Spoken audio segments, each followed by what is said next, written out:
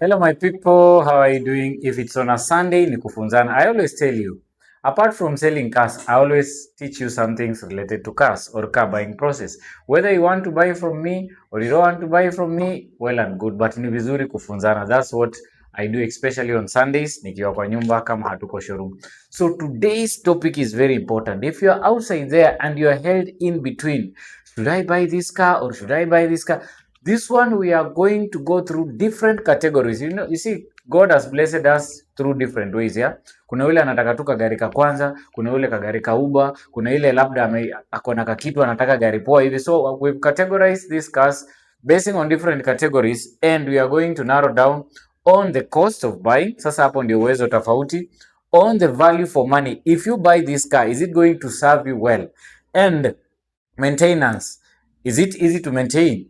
Are the spares available? That's why we said availability of spares. Then the resale value. By the time you want to dispose, maybe to go to a bigger car or a better car, is it easy to sell it?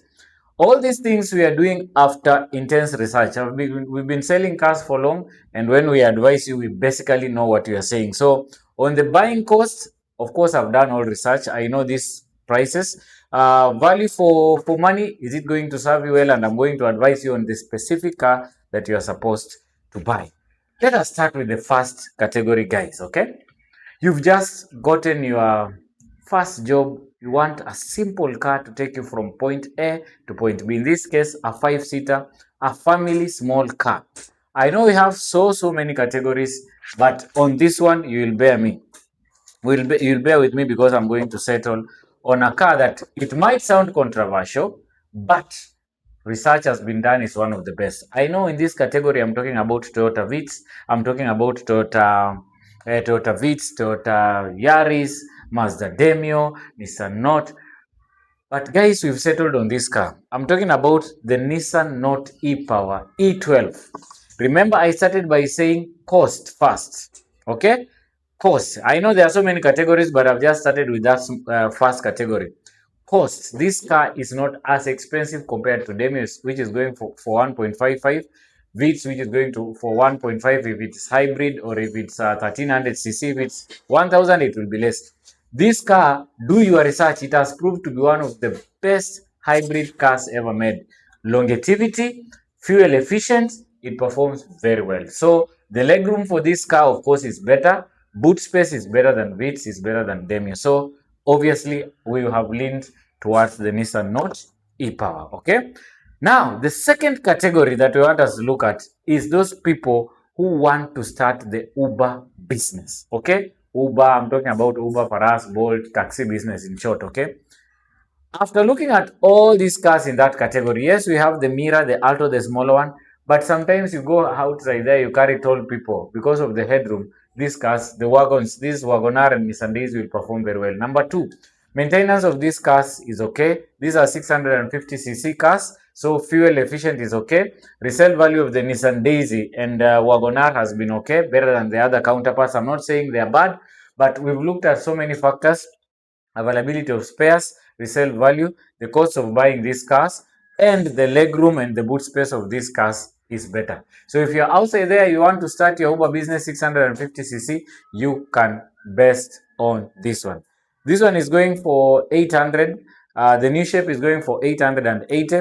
This one is going for 950. Of course, below a million, and these cars are good, especially if you're outside there and you want to do the Uber business. Tested and proven. And I'm not saying this because I want you to come. Remember, I started by saying you can pick my advice, and before you implement it, do your research the same way we have done. So we have so many cars, but I think it's better if we go with that. Okay. The other category in this field, we are talking about a car that is well known to everybody. Now, who are the people who are buying this car? You want to buy a car that is very good, a very good family car. Number one, a car that has a very good boot space. So this car will serve two functions. Kama wewe ni mtu wa kubeba mizigo, family car, but you carry a lot of luggages. At some point you are doing business, you have a shop, you want that car with a bigger boot, but it's also a family car and presentable. You will go for Toyota Fielder. It comes with 1500cc. Okay, 1800cc no longer in production. It comes with 1500cc hybrid or non-hybrid. At the moment, of course, they have gone slightly higher basing on the previous years, but when it comes to value for money, this car will give you that good value. It is good as far as fuel efficiency. It's 1500cc. It is also powerful. The ground clearance is not bad. It has a very bigger boot. But if you want the other counterpart in the same category that will also do you miracles, it is the Toyota Probox. The only problem I have with the Toyota Probox is not on functionality. It is on the perception of our traffic police officers. Hii gari utasimamisha kila saa, simama kila saa, even if it's private. Hata ikiwa na hii color green, that's why I did not want to use white or silver. Hata ikiwa na hii color green utasimamishwa, because basically most of them zinatumika for PSV purposes na nini na nini. So but this one has a very good boot space, but hakuna mtu atakusimamisha. This is a very decent car watu wanaona. I'm not saying Probox is not decent, but as far as muonekano is concerned, obviously the Toyota Fielder will win. So hii ni family car on a budget, na pia ni gari unaweza fanyia kazi hata viti za nyuma ukilalisha sawa, but kama ni full time kazi na pia gari tu ya family kidogo, you can still go with the Toyota Probox. That is category number 3. Category number 4, I'm talking about those people who wish to have a family car. You have a bigger family. These are 8-seaters and 7-seaters. I'm talking about the two brothers. That is the Voxy and the Noah. If you look at them, you might not see the difference. But of course, if you have a good eye, you realize this logo and this logo are different. That N stands for Noah and this is Voxy. Now, yes, we have other categories. We have so many other vans in that category. We have the Kia Serena. We have the Honda Stepwagon. We have several Biantes. But bro, it's very easy to maintain these cars. And if you have also to compare it with like Honda Stepwagon, these ones are cheaper than Honda Stepwagon.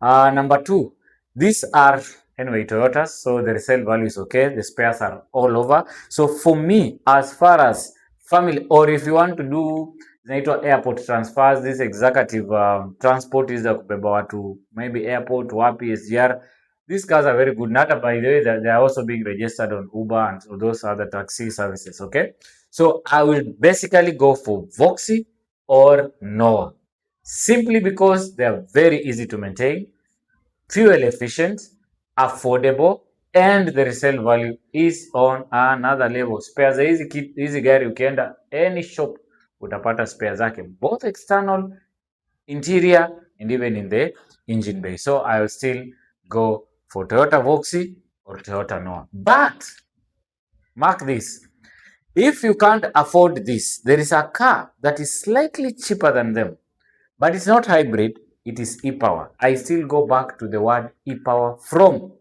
Nissan. Nissan has made very good e-powers. And remember, as big as this car looks, it is 1200cc. I'm talking about the Serena e-power, not the Serena hybrid, the Serena e-power. Of course, the Serena hybrid is a bit cheaper compared to this. Serena hybrid is around 1.9. This is going for around 2.2, 2.3. 1200cc, but the horsepower, just Google its horsepower, is far much better than the Serena hybrid. So I will still go for the e-power if my budget does not go for Noah or Voxy. E-power, Serena, underline that. It's also a very good van that can be used for such occasions. Okay, now tumefunga hiyo category, we go to the next category. Now you've just been promoted in that job and you want a small, underline my words, I'm very keen with my words, a small mid-size SUV, not a mid-size SUV, we'll go there, a small mid-size SUV that can perform very well. I've narrowed down, I know we have so many categories within that, but I've narrowed down to these cars. These cars are affordable. They have proven to be one of the best cars. I'm talking about the 1800cc Mitsubishi RVR, and I'm talking about the 1500cc Honda Vezel. Remember, the Honda Vezel comes in two categories. We have the hybrid and the non-hybrid. Personally, if you ask me, I'll still go for the hybrid one because hujasikia complications nyingi sana kutoka kwa the Vezel hybrid. That is either RU3 or RU4. Okay, so on this mid-size hapa tunaongelea category yenye, because these ones are going almost with the same price 2.65, 2.7, hizi zote utazipata within that same category. They are mid-size SUVs, they have a good ground clearance, si kubwa, they are small mid-size SUVs, okay, but si gari utaonekana ni kadudu. I started by saying on that job you've just been promoted na unataka ku move from the Vitz or Demio, or you want to move from a sedan, you want to go higher, I'll still go for this with value for money. Now, you all know the Toyota Premium, okay? Remember, at Toyota Premium, that's why the other day I was doing a video of cars that have been overpriced, or they're just on another level, Mabei. I talked about the Premium and Allion. Do you know that the Toyota Premium is more expensive than these cars? Yeah, and Premium tu ni sedan ya chini. These are small mid-size SUVs, so I will still go for this all day because Premium sasa inakaribia 3 million. This is 2.65, 2.65, 2.7 there, depending with the specs and the year, you get your car. So the small mid-size SUVs, please do your research, but you'll end up realizing that these cars are good. Now, from the small mid-size SUVs, we can go to a notch higher. Now we want a complete mid-size SUVs. We have so many. We have the likes of Harrier, Forester, Outlander, CRV, so many of them. But ladies and gentlemen, after a lot of research, these cars have different capabilities. You see, like a Harrier. A Harrier is just a luxury mid-size SUV. Luxury. This is not a car that will expose on very tough terrains and everything, but it's very easy to maintain, this beast. Okay? Luxury, yani ni gari ya kutoa from point A to point B, those long distances, but on good roads. But its counterparts that have the same price range, they are almost in the same price range. The difference in hizo specs. The SK9, we have the Subaru Forester SK9 or SKE, but allow me to lean towards the SK9 in this case. This one is a complete off-roader. It comes with AWD symmetrical on all the Foresters. They do come as AWD, meaning they are good in any terrain. Ukipeleka kwa matope, ukienda wapi, they will still serve you well. Also the Harrier pia sometimes inakuja na foil. Kuna zile za foil drive, okay? But sasa turudi kwa ground clearance, you can't change that. Across all the mid-size SUVs, I've told you several times, this car is the only car that comes with 8.7 inches ground clearance. Better than any other mid-size SUV ambayo nilikuwa nimetaja. So if you need a very good mid-size SUV, then you can either pick on either of these depending with how or where you want to use the car. Kama tu ni gari, unataka tu gari, kumbuka zote ni 2 liter. Kama ni SKE ni 2 liter, kama ni SK9 ni 2.5. Hizi zote zinakuja zikiwa 2 liter, not unless you are buying a hybrid one, which is 2500 cc. So Harrier is just known for smooth drives, very easy to maintain, spares easily available, resale value is good. Hiyo sasa ndio Harrier. Forester, on the other hand, is meant for power, is meant for off-road, is meant for stability, for speed. You can still get this. So if you're outside there and you need a mid-size SUV, that is complete. Okay, the other things are specs. Sasa specs itadepend na wewe mwenyewe. Utapata Harrier kama iko na sunroof, ingine haina sunroof. Utapata SK9 na sunroof, ingine haina sunroof. So when it comes to specs, it depends with your own preference, okay? From the mid-size SUVs, allow me to go to this category. I know we have several, tuko na pickups kadhaa, tuko na hard body. Hii sasa ni yule mtu anataka gari ya kazi. Unaona? Gari ya kazi, you are a farmer. You need gari ya kubeba mizigo from point A to point B. A very nice car. I know tuko na Nissan hard body, tuko na gari gani ingine, tuko na Isuzu D-Max, we have several pickups, kuna Ford, kuna Hilux. I'll still lean towards the Hilux. It's a very, very reliable car. It will serve you. It will do everything you expose it to.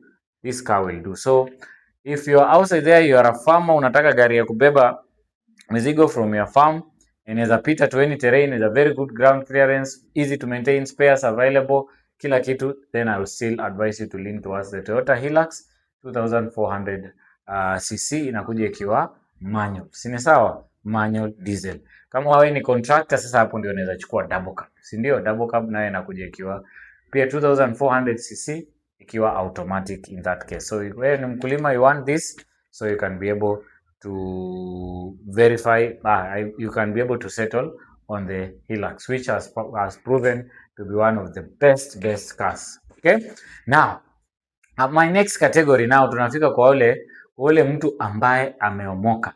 Ule mtu ameomoka, amepata pesa, but you want to buy an SUV ambayo unajua hii sasa ni gari kubwa and it works very well. Obviously, we have so many SUVs, but nothing beats this car.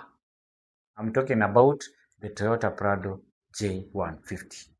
When I talk about nothing beats this car, I'm talking about the amount of money you're going to spend to buy it, the amount of money that you'll need for repair, and yani hizo ya kwanza, cost ya kununua, kurepair na nini ingine, cost kununua, kurepair na when you want to dispose it, the resale value. Obviously utapata kwamba nothing beats the J150. It's one of the best cars. Now, here is a trick. If you want the petrol one, it is very easy to maintain. If you want the diesel one, of course, it's known for long distance torque and everything. But for me, if you are to ask me diesel, petrol, basically I might lean towards the petrol because I always look at the maintenance wise. So if you want a complete SUV that is very easy, I know there are so many in Kenya, but please pick this one. This car, free from problems, very easy to maintain. But again, if you ask me, I'll go for TX, TXL, VXL, but with normal shocks. Okay, TZG, yes, it's good, but hiyo actuator ikianza kusumbua utalilia pali pabaya. So I'll go for Toyota Prado. But if you have an extra coin still on the Toyota Prado, you can go and pick the current one. This is the J250. The J250, of course, it's not cheap. Basically, it will start from 15, 16 million upwards, but it's a very good car. Then finally, in our category, we have wale watu wa matatu who want to join the transport business. Of course, we have several vans, NV350, Toyota Hiace. I'll still go for the Toyota Hiace. Kama ni ile 14 seater, chukua the 7L. Hiyo sasa inakuja na 1GD engine diesel. Hiyo it's okay. Very, very nice. Kama ni mashule, then you can pick the petrol. Shule, kanisa and everything, you can pick the petrol. And kama ni mambo ya matatu na nini for power and everything, you can go for the 7L diesel, the one that comes with the 1GD. Okay? Then, kwa 9L, ndio hiyo 9L. So, ukitaka ile kubwa ile inabeba 16 seat and above, so you can easily pick the Toyota Hiace for those people buying matatus. These are just some of the categories at the moment that you can buy in 2026.